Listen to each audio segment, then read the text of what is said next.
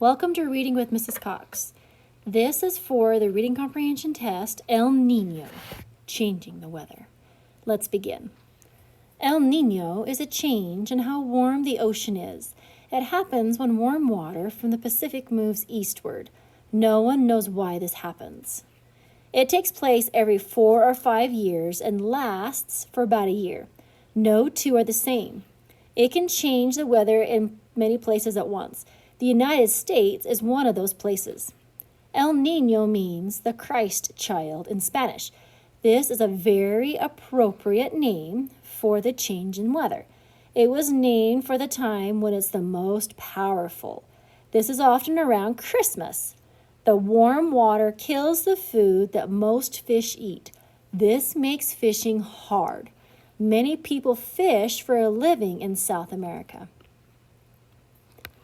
During El Niño, places that often get a lot of rain become very dry. These include rainforests. They can have droughts and fires. Places that don't get much rain often have flooding. These include deserts. In Africa, India, Australia, and Mexico, drought can cause many problems. Farmers cannot harvest their crops. This leads to food shortages and even famine. In the United States, it affects how much rain and snow falls during the winter. The Pacific Northwest usually has a drier than normal winter. States along the Gulf of Mexico are sometimes wetter than normal. The Great Plains and Upper Midwest tend to be warmer. This means fewer snowstorms. One unfortunate result is that people cannot ski. But on the East Coast, there are often more winter storms. Not everything about El Niño is bad. Fewer hurricanes form in the Atlantic Ocean in the summer. The weather conditions are not right for them. Florida and North Carolina often get powerful hurricanes, but El Niño helps prevent them.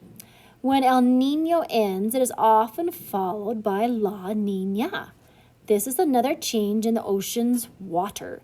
Cold water from the Pacific flows east. It takes place of warm water.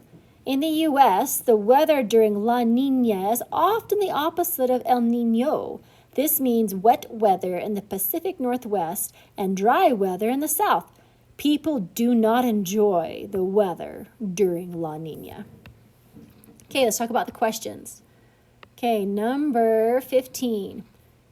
Which statement most accurately summarizes the effects of El Niño? A. El Niño causes weather changes throughout the world. B. El Niño hurts fishing for 4 to 5 years in South America. Or C. El Niño creates more rain and snow in the United States. Or D. El Niño helps farmers in Africa. Number 16. How is El Niño different from La Niña? El Niño causes fires. La Niña causes droughts.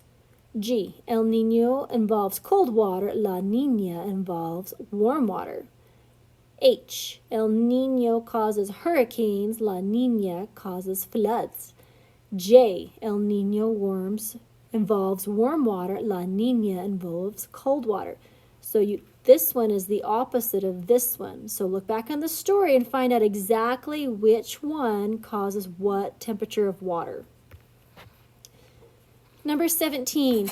Which word makes the second sentence of paragraph 3 a statement of opinion? Remember, opinion is something that you feel strongly about and cannot be proven by fact checking. A. Name. B. Appropriate. C. Change. Or D. Weather. One of these is an opinion. Number 18. In paragraphs 4 and 5, the author's main purpose is to what? F. Describe what happens when La Niña occurs. G. Explain how people can prevent El Niño. H. Help readers understand why El Niño happens. Or J. Describe the ill effects of El Niño in various places. Number 19. What was the author's main purpose in writing this passage? Was it A. To inform the reader about the effects of El Niño? B. To persuade the reader to do something about climate change? C. To entertain the reader with suspenseful true story? or D, to explain to the reader why El Nino happens. So, why it happens, or the effects, persuade, or entertain. Number 20. What was the author's main purpose in writing paragraphs 9 and 10? F, to explain why people don't like it when El Nino happens. G, to describe the positive effects of La Nina. H, to explain why people like it when El Nino happens. Or J, describe the negative effects of La Nina. Please make sure you check over all your questions and that you've answered each question. And staple and turn your papers in. Thank you.